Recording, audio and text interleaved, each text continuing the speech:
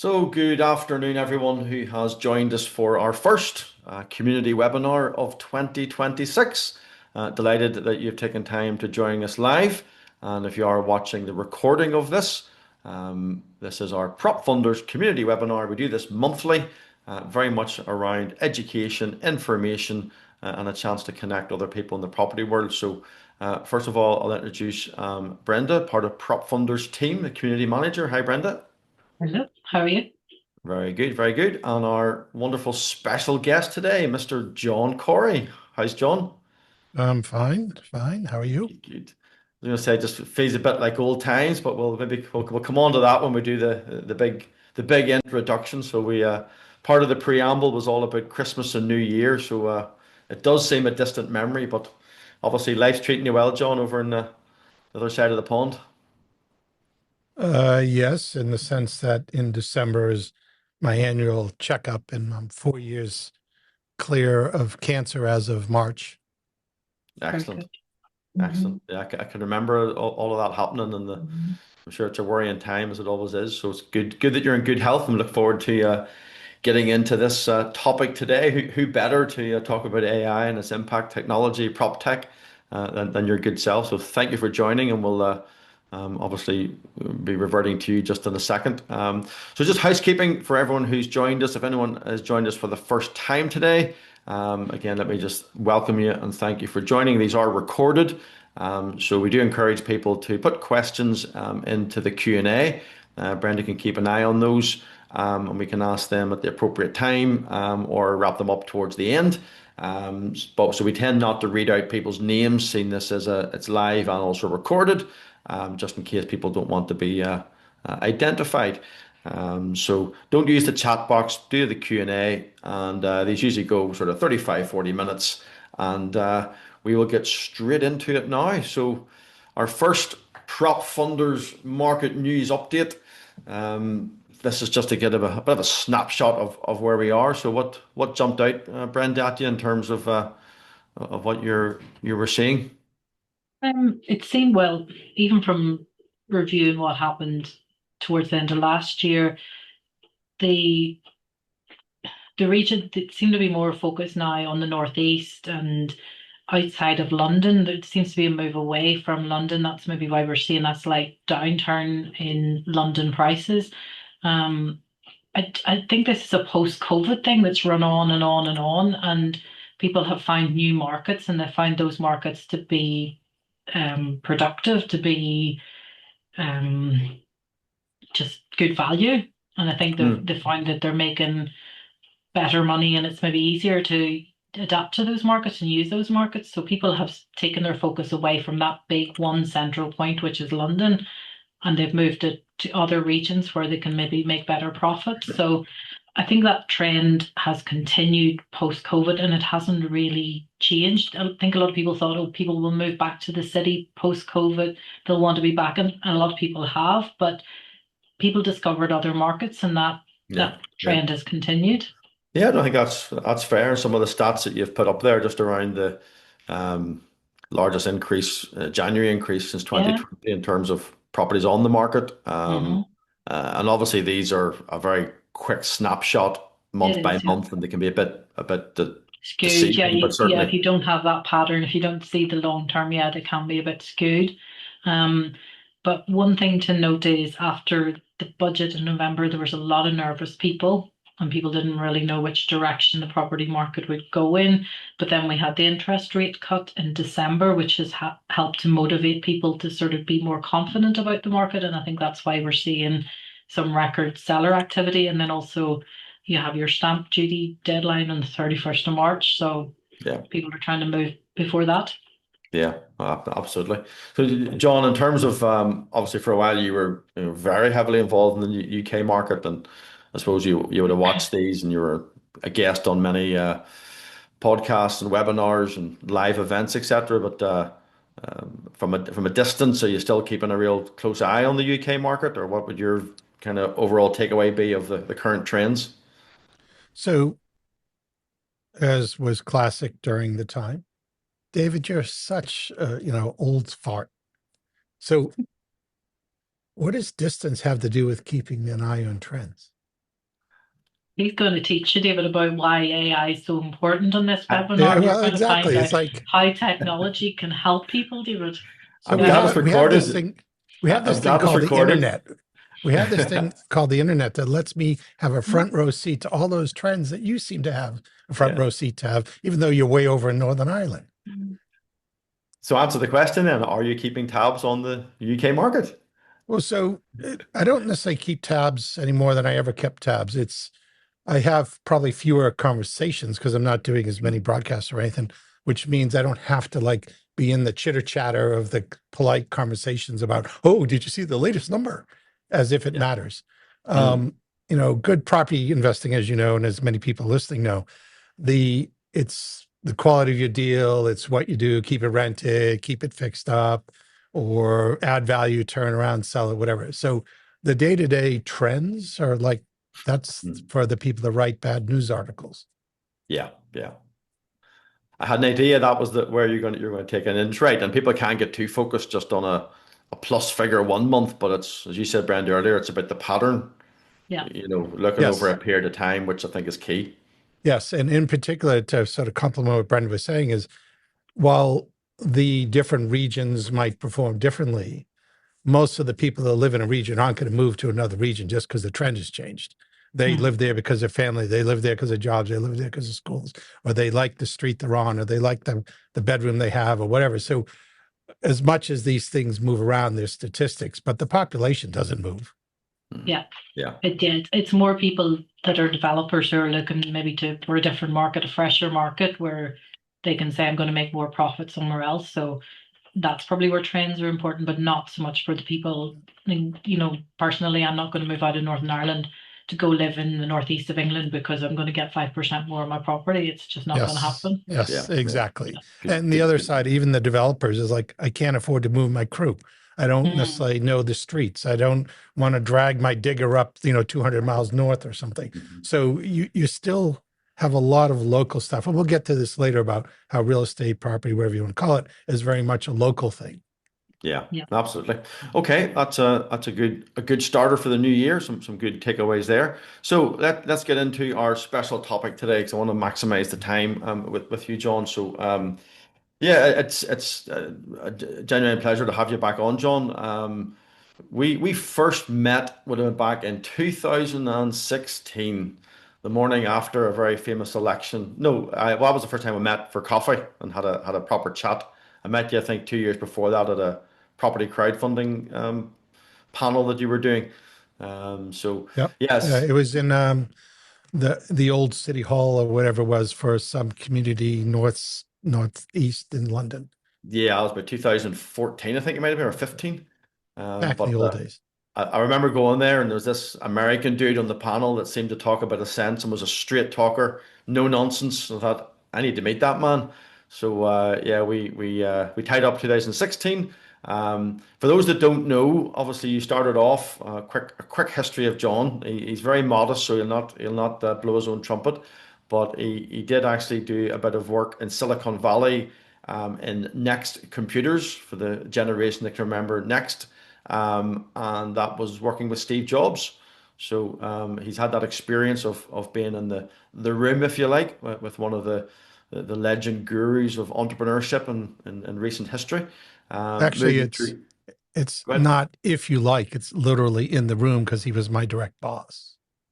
Very good, very good. So I'm sure that you've got to write a book about that at some point, I imagine. But Well, then, there's some memories then you want to forget. it's always that. Probably. But, yeah. But then you They moved make off good in. reading though. They make good selling points. They would sell a lot of copies. Yeah. Absolutely.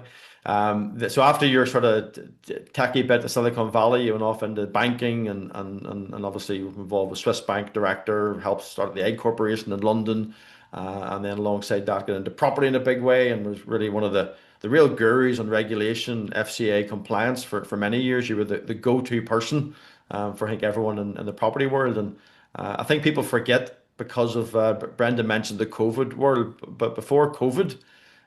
You probably had started the one of the first property networking events, John. It was probably the largest for many years. So that's a bit of introduction. Definitely a guru and someone that I've classed as a mentor over the years. You're not afraid to tell me off and push back, as I've already seen on the on the webinar. And It's yeah, such an easy target. so listen, it's brilliant. It's brilliant to have you here. Brilliant to have you here. So I'll let you comment on your past first before we get into the AI stuff. So just one point of clarification. I wasn't a co-founder of Egg. I did run the software development team for a period. It doesn't somewhat matter about the fine details, though. The bigger picture is sort of the arc and the things you get exposed to over time, and then what you do to synthesize that information. And we're going to really get into that quite a bit with this AI, because that's also what it's doing. It's sort of hoovering up everything and synthesizing it. But I'll let you in an insight about how much it's just a guess. It's just guessing. So Yeah. Okay. Well, I think we're going to go to here first initially. This is where we felt was a good place to start. And some of the key factors around what's happening with AI, and I suppose initially, John, the just the velocity factor, the shift from novelty to necessity has happened very, very rapidly. There's huge adoption rates, and customers have started to trust AI very quickly. I mean, as someone that's saw different trends, have you been surprised by how fast AI has impacted people's lives and indeed the property business? I don't think I was surprised, because I don't think I thought of it. But when I read the information back a long time ago when ChatGPT first came out, the penetration or the number of users, it was one of the fastest absorptions of technology ever. Um, and whether that says something is we can get into. I do want to highlight one thing about it, is that AI, and we'll definitely cover this a little later, but AI has also this phenomena behind it. So Dr. Robert Cialdini wrote a book called Influence. It talks about the 6 things that people respond to without even thinking. So you literally respond before you have a conscious thought. And one of them is expertise or influence. That we're heavily influenced by a doctor in a coat. We're influenced by an officer, a police officer, military, whatever, in a uniform. So one of the things that AI is tickling is it's an expert. We like expertise. We like learning things or having someone we can ask. And AI makes it really easy. It's either zero cost or a very minor cost if you pay. And you can get all this good information, supposedly good, but you get all this stuff quickly, and you don't have to be embarrassed because when you talk to the AI expert, it doesn't care that you don't know anything. It'll just tell you. So that might be one of the reasons why the take-up curve has been so steep. Mm. And also probably, I think people were using AI without even realizing they were using AI. So most smartphones have some sort of capability for even images and photography, where you were taking an image and it was selecting the best out of 3. All of that was AI, and you didn't even realize you were using it. So I think it sort of crept in there with people not even being aware that they've actually got it on their phones and they're using it day and daily. Yeah, that's a great point, Brenda, because the funny part is we now call some things AI that are still not AI. It's just a smart algorithm that someone hand coded. And then we have other things that are AI that we don't think of as being AI. And whether it's image enhancement or whatever, it almost doesn't matter. Did someone write that software, or did a piece of software write that software? The fact is my photo looks better and I'm happy. Yeah. Mhm. Yeah. Yeah, No, basically. really good point. So obviously both Brenda and John are more techie minded than me. Brenda does come from a You think computer that's background. obvious? Definitely. I know my limitations, John. I know my limitations. So I would say a See lot how of it is that developers. just press the button, man. There must be just one button you can press, and AI will actually solve so many of David's problems. It'll just be like, yeah, he can Yay. press that button. Yeah. Absolutely. Well, Garbage in, garbage out. what what I was going to say was there that probably a lot of developers, people involved in property, are a bit more perhaps like me than used to, in the sense that they're maybe not tech savvy. And Mhm. while we'd heard of AI, we're aware of it, I suppose not everyone actually understands the opportunities, but also the risks. So what's indicated there is, like, why is this relevant to property developers? Why is it relevant to a property investor? Well, there's certainly efficiency gains can come from using AI. There's definitely data democratization. the fact that you have 27, 24/7 engagement, um, even have people booking calls for you, AI people, if that's the correct term. Don't even know what to call them. AI people that make the calls for you. There is some few huge opportunities, John, that actually AI can impact people's property businesses. There are, just to help you out. So think of it as robots or bots. Mm, So AI bots that will do things for you. And you could think of it as administrative tasks. You might also think of it as expertise that you could go in, going back to Brenda's point, scan a room, scan the other room, scan all the rooms, scan the building, and then the AI can tell you where the defects are. And it'll be at a level of detail that most humans would never approach because like I just don't pay attention that well. Or I looked at I was in the room, but I didn't notice how many electrical outlets there were. But the AI counted it. And then it said, well, that doesn't meet code because it looked up the code too.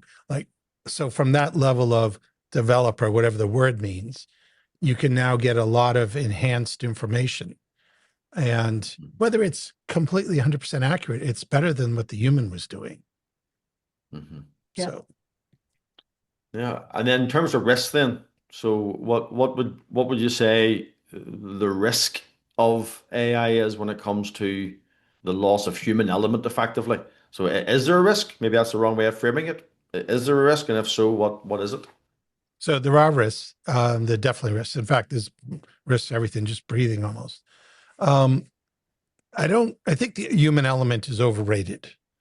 There's a lot of incompetent people that do stupid things without knowing it's stupid. And the AI might help them avoid mistakes. It's very similar to a child. It doesn't know that putting its hand on the warm, hot thing is going to burn it. Now humans will learn, but they only learn so much. We're we're inherently biologically evolved to be lazy and that we want to conserve energy. So we don't want to overthink things, even though some of us do, where the AI will literally go through everything. Now, the biggest risk is, at least in the current generations of AI, it's all based on research from Google. Google released it to the world effectively, and that's sort of the start of the GPT for generative predictive text or generative predictive, maybe the T is for technology. It is guessing. It has no intelligence. It doesn't know the right answer. It just knows that most of the time the next word was the next word. So it says that. So it's fake it till you make it. Well, Yeah. it's faking it. And if it's faking it, it'll hallucinate. It'll make shit up. It'll draw conclusions that don't make sense. And because you can have a dialogue with it, you can start to become that person that thinks they're like really special. It's like, no, we would say in Silicon Valley, you've been drinking the Kool-Aid, as in you're starting to believe your own BS. There's a person who started to have a conversation about mathematics with the AI. And because the AI is sympathetic, it sort of gives you compliment. Oh, that's a great insight. Oh, it convinced the guy that he was God's gift to mathematics. It was like a normal day laborer or something. And this guy started to really believe it. And the AI kept reinforcing it. And suddenly it like spirals out of control a bit where he's now making life decisions based on his brilliance in mathematics and what to buy or what to do and what to say. And it's like, but it was all fiction. It was like a Mm. bad movie. And I interesting. Go ahead, I Brenda. find I find as well it's almost like a circular reference because obviously the information is being fed in. It's picking up blogs, it's picking up information from the web, it's reading websites, it's reading wherever the information's coming from. So then you go in and ask it to write a blog, but it's regurgitating information that you've already put out there onto the web. So you end up almost getting this circular reference. So eventually it feeds back to you what is your original information. So you're thinking, oh, this is new, and it's not really new. So you do have to be careful and you do have to analyze and as John says, some of the stats, are they true? Are they made up? Or where is it getting the information from? Are the stats that it's getting the information from true? And that's where you end up maybe falling down because the information's not 100% correct in the first place. But then because it comes through AI and you think it's intelligence, then you take it almost as gospel. Yep. Mm. No, that's a very, very interesting point about the risk, and not everyone thinks about that. It's the new craze. Everyone's talking about it. People are trying to make money in the back of it, selling courses to explain it.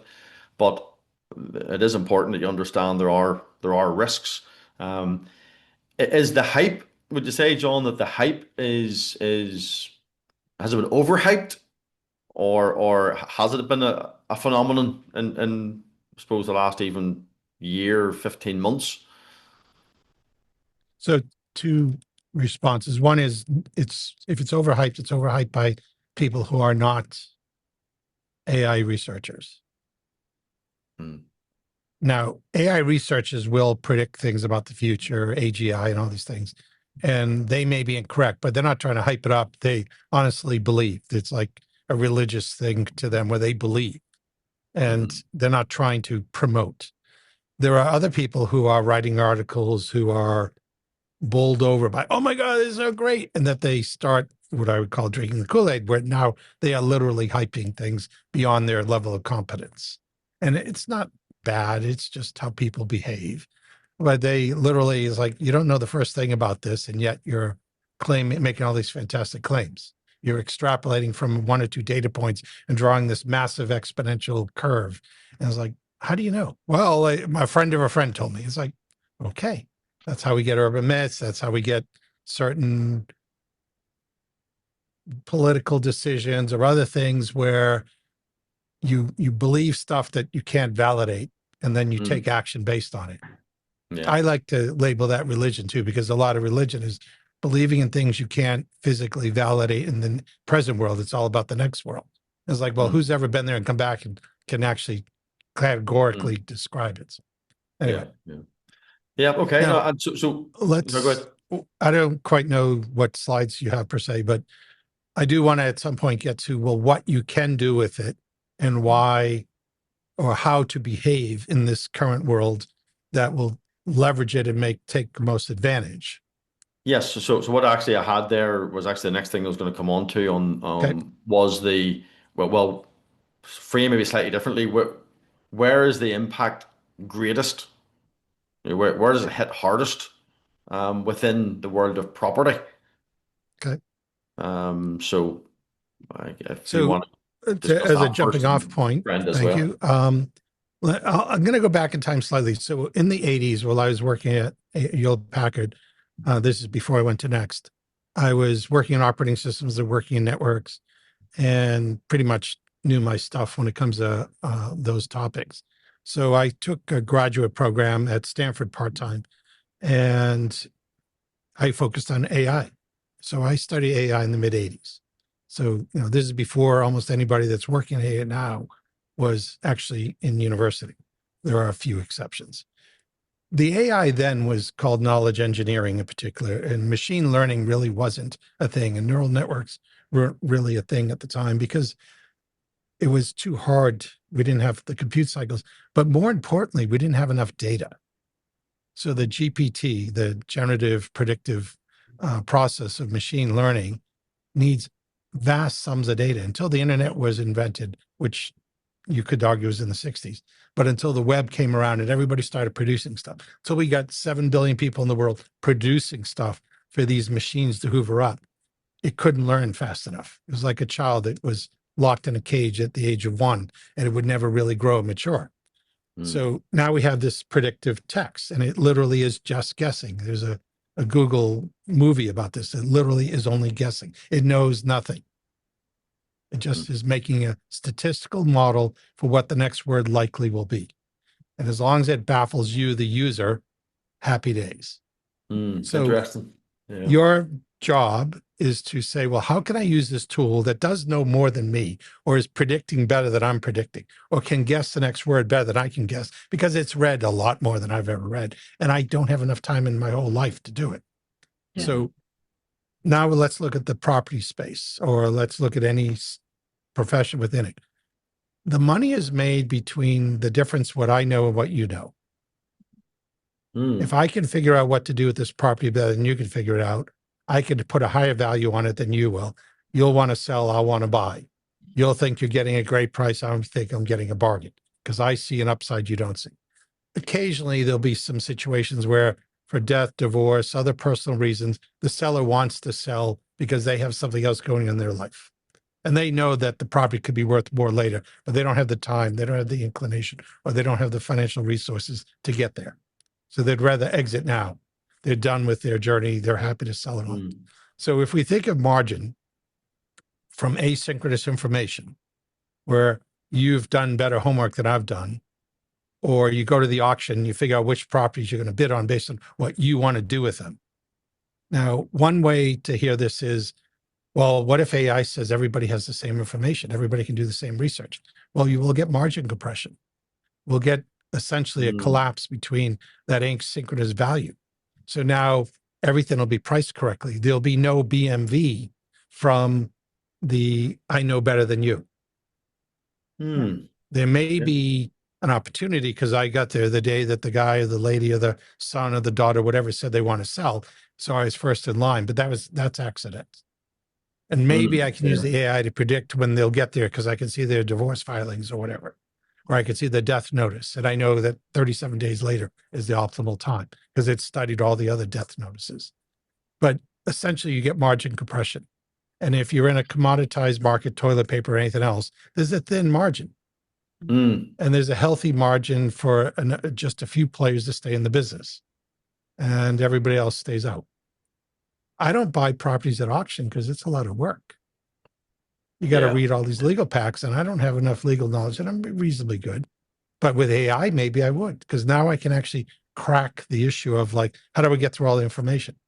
Now, I'm more conservative than some, so I wouldn't go to an auction and bid on a property and put a lot of money at risk without a proper legal opinion.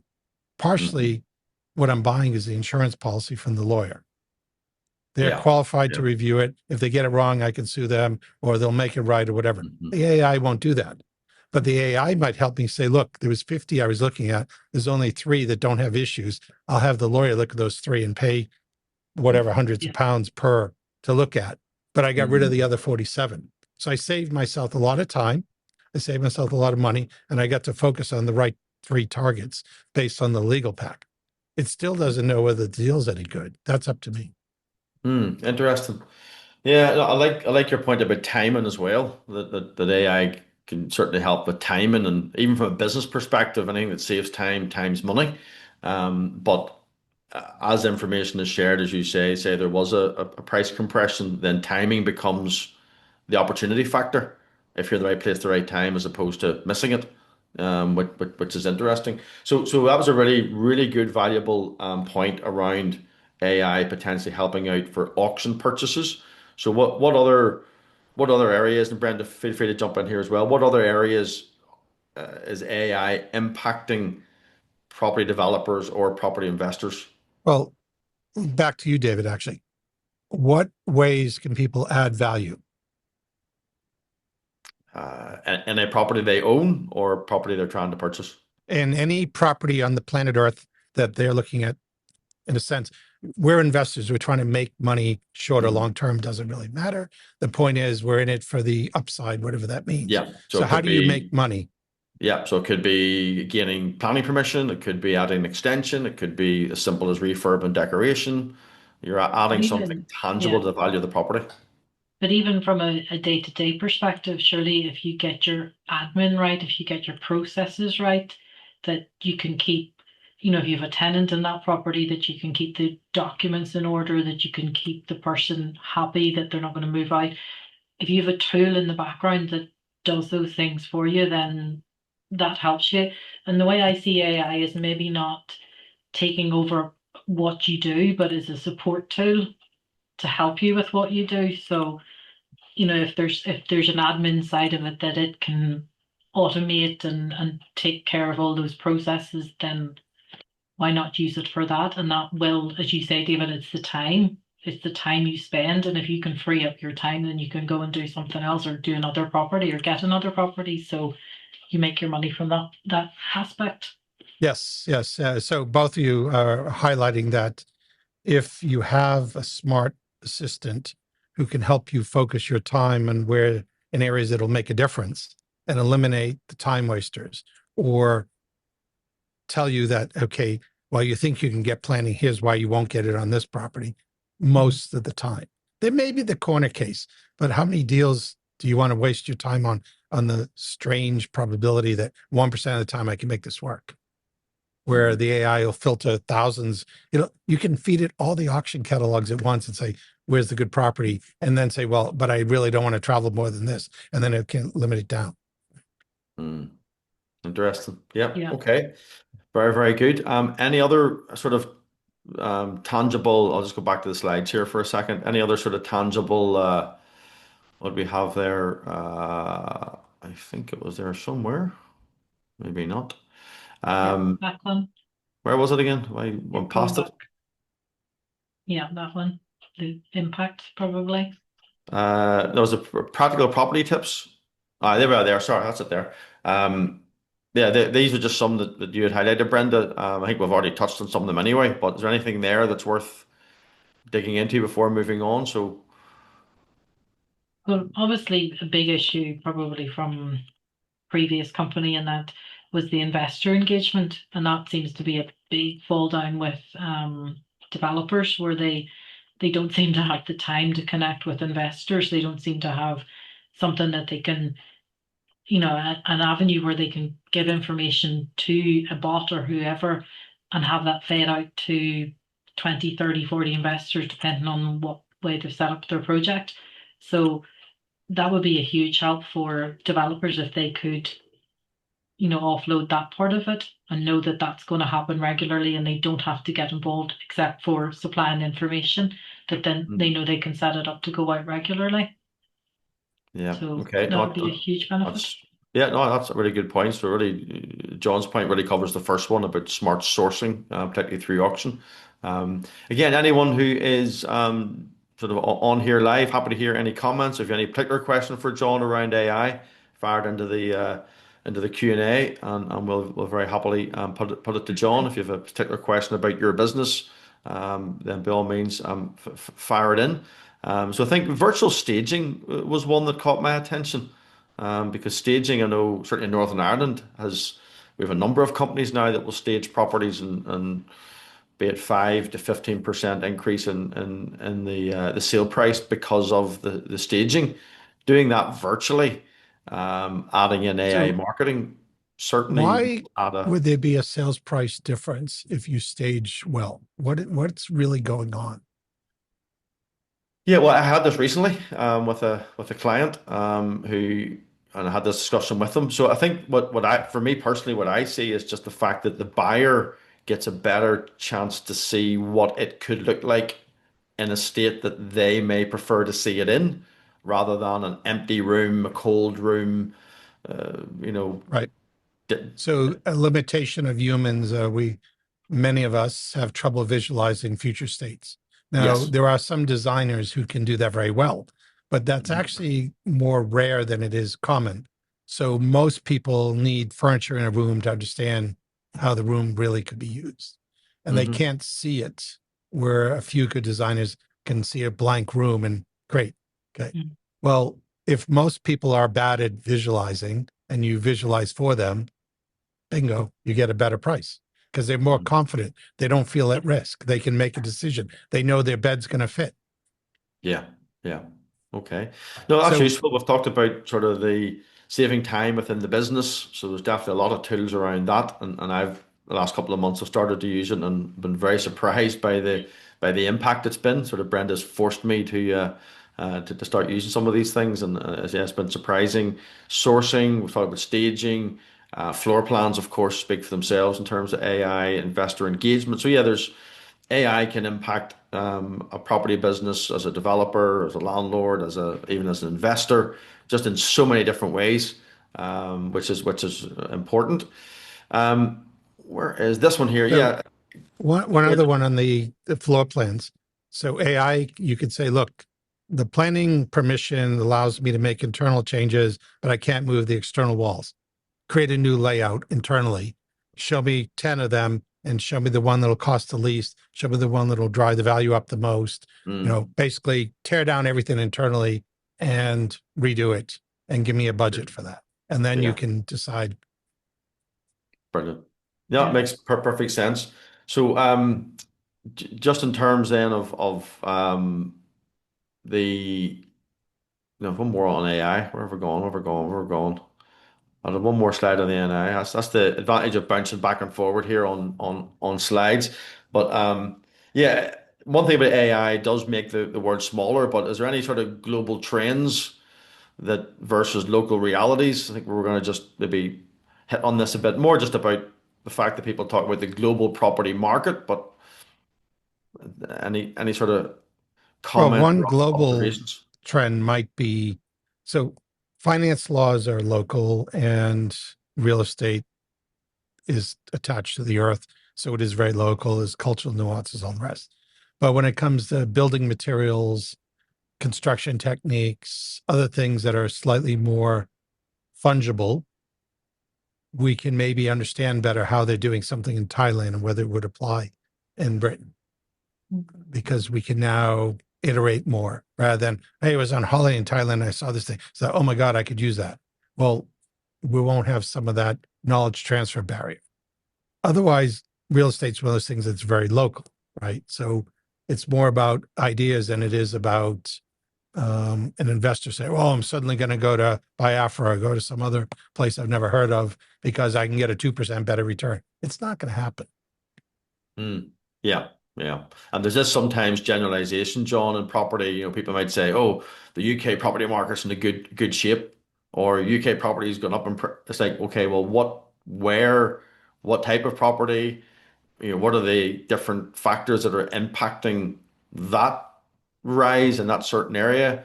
You can't generalize even never mind globally, within a country. You can't even generalize.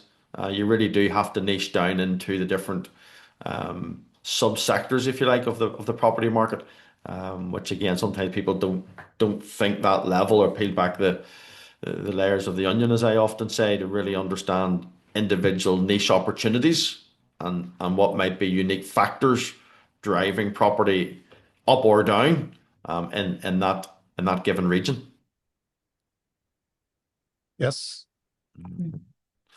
Grant, okay. So well, I did want to just pivot to a little bit. And again, Brenda, we'll make sure we send these slides out to all the attendees. Um, just UK versus US. There's obviously differences, but there are also some similarities in terms of what affects the market. So we've fired up some just on the screen there. Is there any that sort of jump out at you, John? I mean, certainly, the interest rates are controlled outside the government in both those markets, um, maybe to lesser or greater degree, but that isn't the case in every market. Um, but yes, anything jump out to you in terms of where the two markets are at the minute? Oh, So there's a question I want to answer live in a bit. It's the yes, okay. question about biggest impact. So looking at these, I'd say COVID was really important because it reminded society that we don't have to be co-located to perform work. What we didn't get a grip on is how we transfer information and build trust. So there was some crypto criminal work done by a gang, and the gang was easily broken because trust was low. And trust was low because they only ever met virtually. So one of the things that happens by being belly to belly, eye to eye, face to face, sharing a meal is humans are wired to evaluate trust that way. So all the information in the world doesn't address trust per se. It might make you feel better about trusting the person. So AI can give you a lot of the information, but it won't necessarily cause you to want to trust the person. One of the ways we do build trust, though, is through better information, better detail. So you David, had someone on your whatever you call the long form recordings that you do in The, the the studio. podcast. Yeah. Okay, so in the podcast, and they talked about how their company committed fraud, and they've gotten a ban for being directors. All three of the directors are now banned for many years. And while the person speaking more or less said they didn't know it was happening until they had to kick the other person out and step in and deal with it. That is a trust failure. And that was a trust failure at the level of the three directors. That was a trust failure, the directors to the investors. And while maybe this person that was on your recording didn't directly understand that that was going on, till after it was too late, they still have the repercussions. They lost a lot of money. They have a lot of ill will. So trust, AI is not going to fix trust, but AI will fix confidence in the research. You still have to make a decision as the investor, the money, with the person with the money, whatever role you're playing. You have to make a decision based on all this information. And just because all the experts say something's true, it doesn't make it true. It just means they said it. Hmm. Yeah. So these are global things, but are local things because people are people. And at the end of the day, you have to live with your decisions. And you can't say, but Judge, or but, Mr. and Mrs. Investor, the AI said. It's like, okay, so you still lost my money. I'm still Yeah. upset at you. Yeah. You're No, still that's going fair. in jail. Yeah. That's a very, very fair point. So, where I was gonna go to, and I won't bother putting the slide up because I think the question that's come in there is a little bit similar. So, do you want to take that question that came in, So or the investment cycle question. yeah? Yeah. So, by the way, there are no investment cycles. There are just humans mapping data and saying it's a cycle. So we put a label on something. Now, it's human behavior, it's behavioral economics, if you want to go deep into that. Or you could just say it's a cycle and we'll figure out where I am in the cycle. More importantly, and I do know who asked the question. So you have to look at what you do, whether you're an investor or a day job, doesn't matter. What do you do? How will this have an impact on what you do? How can you leverage the technology, the tools, whether it's spreadsheets and all the rest? When I went to university, I'm a little bit older than some of you. I was the first class at the university I was at the time that was allowed to use a calculator in exams. You had to use slide rules before that. Okay. But if you put in the wrong information or you got the parenthesis or the plus symbol or whatever in the wrong place, you got an answer, but you had to be able to spot that the answer was wrong. So you have to still have a sense of, well, what are you expecting? And if this isn't aligned, then is it right or wrong? If it is what you're expecting, is it right or wrong? Be careful about false positive, false negative. So in particular, if you're a lawyer and you're dealing with auction reviews and you wanted to encourage your customers to send you business, I would encourage your customers to use AI to weed out all the really bad files. So as the lawyer, you're only looking at the ones you actually need to have rejected easily, is kicked out fast. So then I think more people might buy at auction now because more people will be comfortable buying at auction because they can get their head around, oh my God, look at all these legal packs. I don't want to pay 500 pounds a legal pack or 100 pounds a legal pack or whatever the deal is. I want to only pay for the ones that I really am interested in. So tell me, Mr. and Mrs. AI, what's the legal problems of this pack? Look for these things, tell me on this one, could I do the layout change? Could I make the planning change? Those are the high quality targets. Great. Now I'm going to get a professional opinion because I really care about this one. And I'm going to put 20,000 pounds down as my 10% if I win. Yeah. So now I know how to focus. Excellent, excellent. No, that's really, really good stuff. So last comment then, and as we were preempting before. Just from me on that one too. Of course. The difference where it might make, or where AI might make a difference for investments is probably on the due diligence side, which I know is feeding into what John's saying on the auction side of it, but you have reams of due diligence to go through. If you have an AI bot that can go through and give you the high level detail, give you the one pager investment overview, it's there for you. You can say, you can very quickly make a decision. Time is money. That's what we keep saying. So, due diligence is another one where it can really benefit you in the investment life cycle. You're definitely spot on, Brenda. Well, a lot of the bigger frauds that it's small in the UK sense, but a lot of the frauds in the property space is because people didn't do their homework. And you can see the pattern. And we went to golf and we went to this and all the social stuff to build trust, but the data didn't back up the claims. Yeah, absolutely. It can take the emotion out of it too, John. That's the other thing. It can, it can get rid of you. Sometimes you go see a property, you get emotionally attached to it. You think it's beautiful. You think of all of that. The AI person's going, no, because they don't have that emotional side. That AI person, I do tend to personalize the bots. I'm afraid I talk to them and say please and thank you, but that's just my way. So I have arguments with them too about things, and then I go, hold on, this is a robot. What am I doing? So there we go. Well, that actually, Brenda, that's great. And that way the bots won't be coming for you first because Yes, you've been polite that's to my them. point. Yeah. They'll say, no, she was nice to me. She Yeah, said yeah, please and thank exactly. you. Yeah, we're going to leave her. Yeah. But Look, more important, it's a great example of we become emotionally connected to the conversation. yeah, And yeah, sometimes we forget, okay, wait a minute, it's a computer. Stop Hmm. worrying yeah, about yeah, that. Yes. Ask yeah, it hard questions. In fact, one of the tips for people is tell it not to be sympathetic. And I can't even say the word very well. You can literally tell the AI, do not just compliment me and blow smoke up my whatever.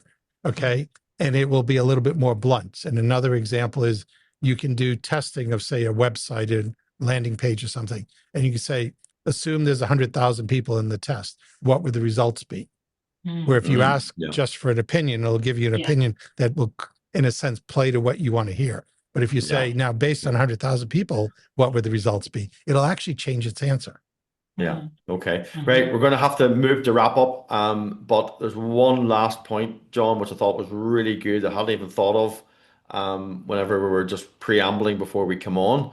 And that was that whatever we learn, and even we've gone through some slides and we're showing some things, this market is moving that quick that I think I'll let you put it in your words, but you're alluding to being too attached to what the information is now, and I'll let you take it from there. Well, as we highlighted, you might have said this actually early, David, that the technology is changing quickly. Hmm. So your job is to stay nimble. Your job is to play, practice like a child.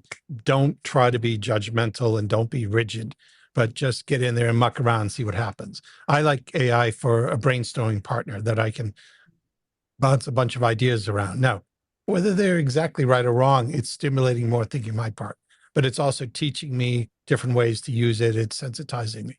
So because the technology is moving quickly, you'll be able to keep up better, and therefore you'll gain competitive advantage over those that aren't keeping up.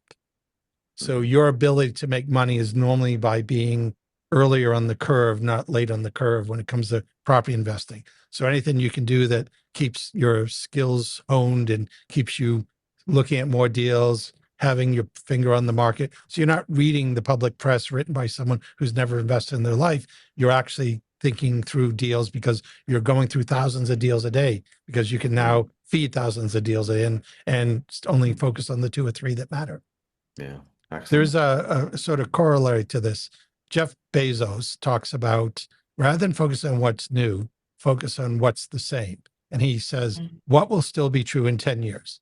What Amazon figured out is customers will want fast quality delivery today, tomorrow, 10 years from now. Yeah. So that's why they built out the Prime network. Is it's something that no matter who the competitors are, if we can figure out delivery, we'll still be winning.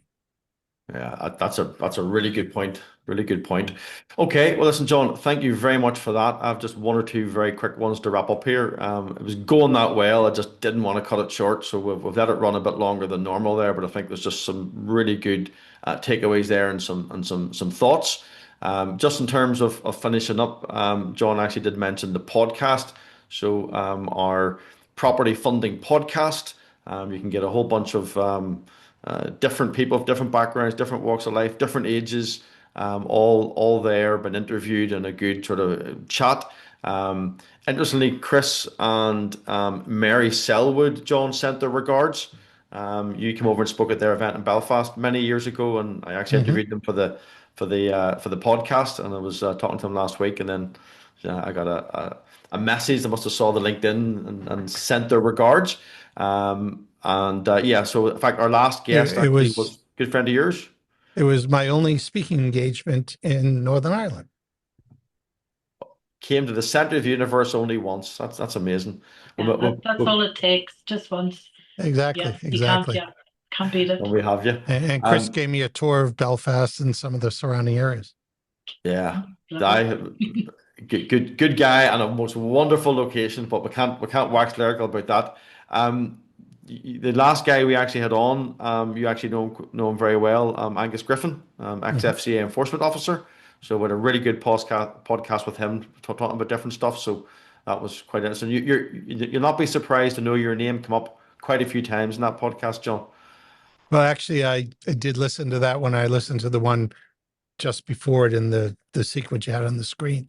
And I know about these people, and I have a lot of time for both these people because they know their stuff in various ways. Yeah, brilliant. Okay, for anyone who just happens to be sort of new and tuning in, what we're about in PropFundrs is saving property developers and investors time and money. We talked a lot about that today, how AI might be able to help, particularly around structuring, sourcing, and simplifying property funding. So if you do have any questions you want to reach out to me or Brenda, you can book a call, free call, 30 minutes. We have a series of helps to developers preparing due diligence packs, compliance, regulation, right through to being your funding partner on a job. So if something of that interests you, reach out to us. You can see the bit.ly link there, book a call, and we'll have a chat. And if there's some alignment, happy days. If not, no harm done. Next webinar is February the 18th.